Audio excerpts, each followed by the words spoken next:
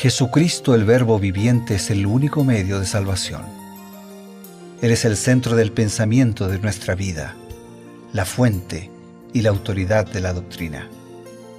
El principal propósito de la vida de Cristo fue la obediencia a los mandamientos, exaltando la ley de Dios como un reflejo de su carácter.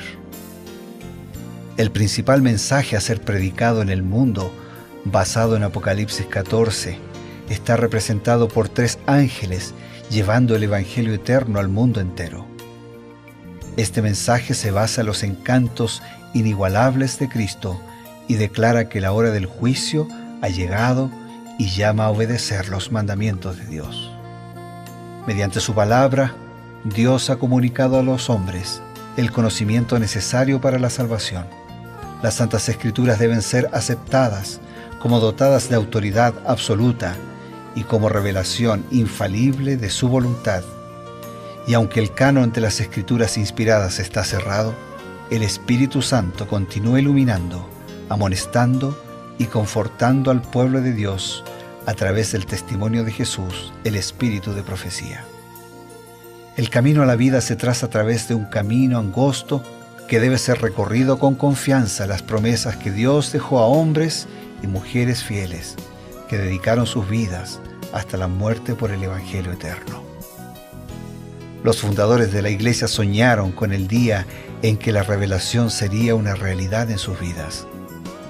Miraron con los ojos de la fe aquel día glorioso cuando finalmente la promesa sería cumplida en la venida magistral de Jesucristo a esta tierra para recompensar a cada uno según sea su obra.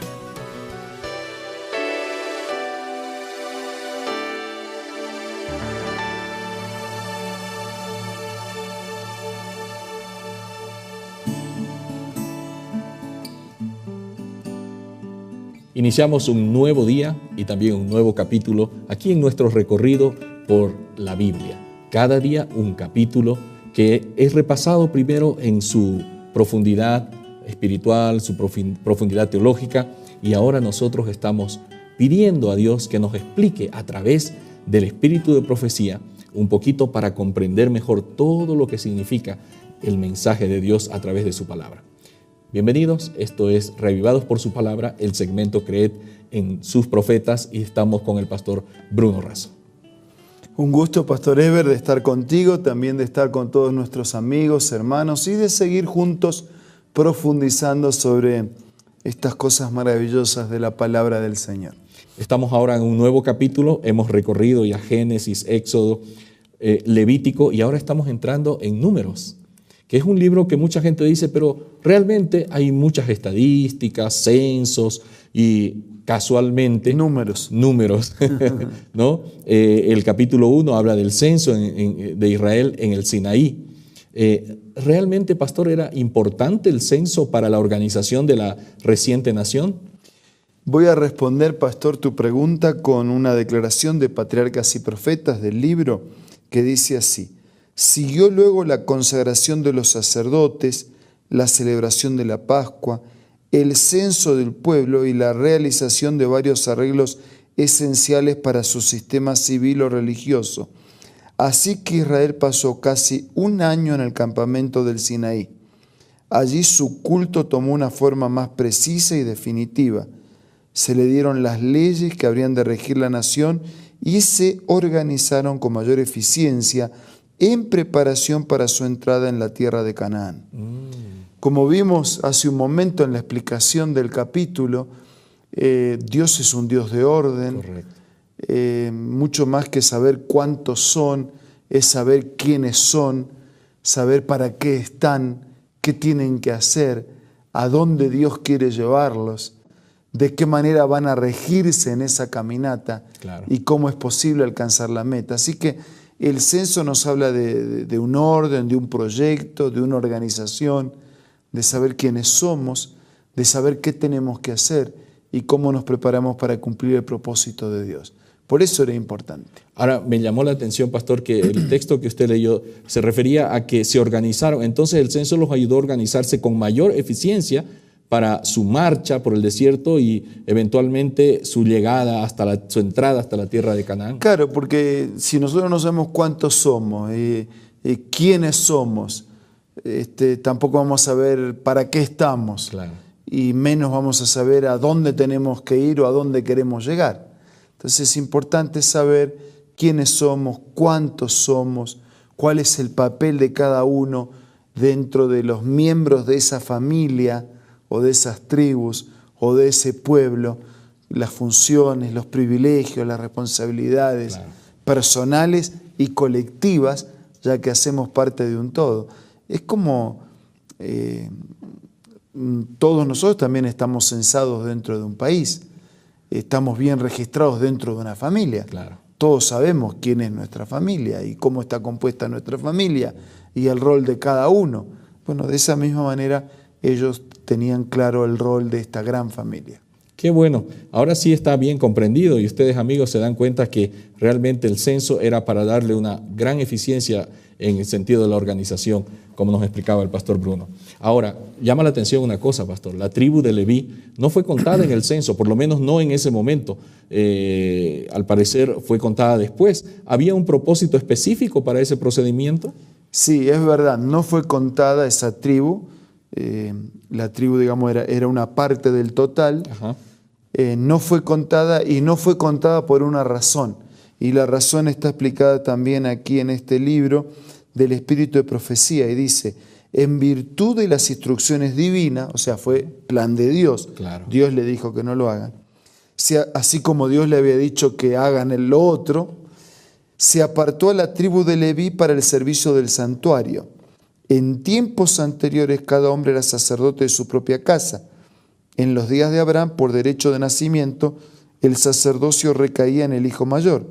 Ahora, en vez del primogénito de todo Israel, el Señor aceptó a la tribu de Leví para la obra del santuario. El sacerdocio, no obstante, se restringió a la familia de Aarón. El hijo mayor terminaba transformándose en el sacerdote o en el líder espiritual de esa familia. Claro. Ahora que creció, ahora que están las tribus, ahora que está todo el pueblo, entonces Dios elige una tribu y dentro de esa tribu elige un sacerdocio restringido a una familia, no solo para que sean líderes espirituales de su familia, sino de todo el pueblo, lo que sería de toda la nación. Ahora una cosa interesante, dice que poco a poco, ¿no? Había un servicio, primero cada hombre era sacerdote de su casa. En tiempo de Abraham, por derecho de nacimiento, ¿no? Fue progresando, se le daba esa categoría, esa responsabilidad al hijo mayor, el primogénito. Uh-huh. Y luego Dios eligió a la tribu de Leví para ser una especie de primogénito espiritual, pero en realidad el Leví original no era el primogénito. Exactamente. ¿No? Entonces eso quiere decir que no es tanto en base al orden del nacimiento.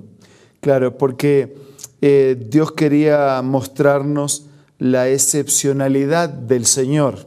Ajá. Y este sacerdocio inicial iba a ilustrar el sacerdocio de Cristo. Entonces, correcto, y lo iba a prefigurar como algo totalmente diferente y como algo totalmente distinto, que iba más allá de legislaciones humanas, que tenía que ver con la autoridad de Dios, que tenía que ver con la soberanía de Dios, que tenía que ver con la providencia de Dios, que tenía que ver con el plan de Dios. Entonces, ese fue hecho sacerdote por nosotros, por los designios del Altísimo. Qué bueno. Ahora, esto que nos está explicando, pastor, nos ayuda a entender también el hecho de que el mismo Jesús, que se nos dice que es nuestro sacerdote en los cielos, Él no provenía de un linaje humano de la tribu de Leví tampoco. Quiere decir que ahí otra vez vemos la soberanía de Dios al elegir a alguien para una tarea específica, no en base a su linaje. Claro, porque, o sea, Dios en su sabiduría lo determinó así, pero capaz que si caíamos en el automatismo, no hubiésemos quedado con la fórmula, ¿no? Claro. Entonces Dios no hizo algo ordinario, sino que hizo algo extraordinario. Uh-huh. No hizo algo común, sino algo especial. Y Jesús es totalmente especial. ¿Por qué? Porque hay un punto en que las personas podemos representar el proyecto de Dios, pero llega un punto en que no lo podemos representar en su totalidad. Claro. Entonces el sacerdocio representaba el sacerdocio de Jesús, pero limitadamente. ¿Por qué? Porque el sacerdote tenía que ofrecer por sus propios pecados, Jesús no tenía pecado. Claro. Hubo 85 generaciones de sacerdotes, ¿por qué? Porque morían.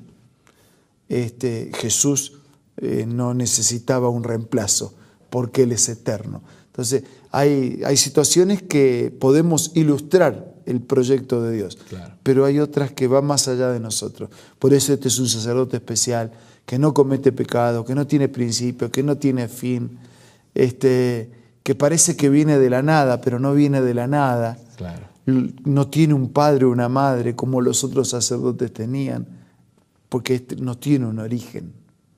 Por eso en otros capítulos de Levítico vamos a volver a insistir sobre este tema, sobre estas comparaciones, estas similitudes y estas diferencias. Sin duda, y realmente me gustó mucho eso de que nosotros tendemos a automatizar las cosas y creemos que lo establecido es suficiente y queremos quedarnos solo con eso, ¿no?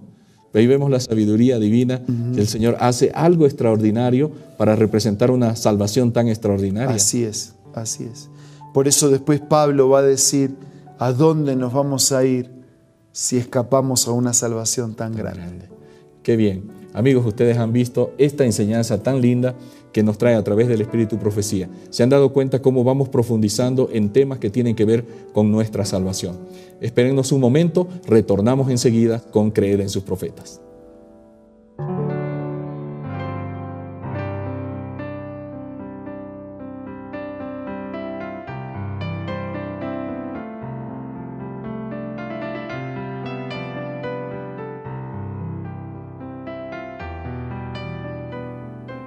Hola, hoy vamos a leer una cita acerca de la verdadera educación. La verdadera educación significa más que la prosecución de un determinado curso de estudio. Significa más que una preparación para la vida actual. Abarca todo el ser y todo el periodo de la existencia accesible al hombre. Es el desarrollo armonioso de las facultades físicas, mentales y espirituales.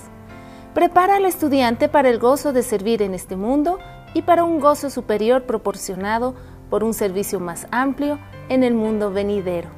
Esta cita puedes encontrarla en el libro La Educación, escrito por Elena G. de White. Te invito a que pueda ser parte de tu biblioteca personal. Adquiérelo visitando ahora mismo la página www.aces.com.ar. También puedes descargar la aplicación Elena G. de White del App Store o del Play Store. Cada día disfrutamos de la palabra de Dios, en Revivados por su palabra, y ahora con la comprensión más amplia y, por supuesto, mejor aplicación para la vida de todo hijo de Dios. Gracias al Señor por la vida de ustedes y también por este programa, por la presencia del siervo de Dios, y ahora vamos a pedir la bendición de Dios para poder así comprender cómo el Señor quiere darnos su bendición. Vamos a orar, pastor. Gracias, Señor, por la salvación enorme en Jesucristo, nuestro Señor, nuestro Salvador, Amén. Nuestro sacerdote. Gracias porque nos haces comprender este misterio, pero también te agradecemos porque está más allá de lo que podemos comprender.